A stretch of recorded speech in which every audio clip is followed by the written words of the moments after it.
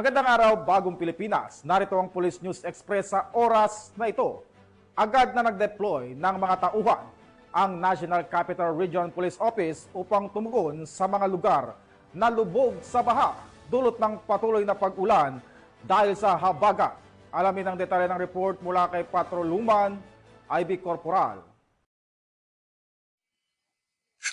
Puspusan ang pagtugon sa kalamidad ng National Capital Region Police Office o NCRPO sa pamumuno ni Police Major General Anthony A. Abirin, Regional Director, upang tumulong sa isinagawang forced evacuation at posibleng search and rescue operation katuwang ang iba't ibang Disaster Risk Reduction and Management Office sa Metro Manila.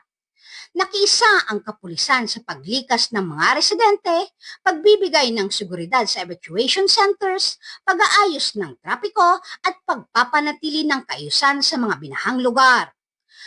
May mga naka-standby ring rescue vehicles, rubber boats at first aid teams bilang bahagi ng kahandaan ng NCRPO sa ganitong mga sitwasyon.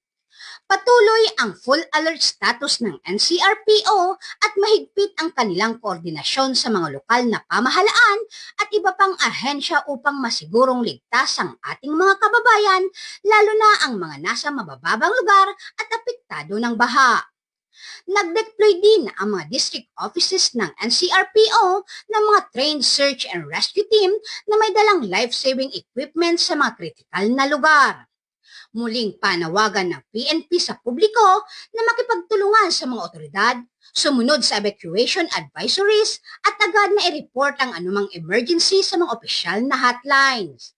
Sa kabila ng unos, patuloy ang PNP sa pagbibigay ng tapat at mabilis na serbisyo para sa kapakanan at kaligtasan ng bawat mamamayan.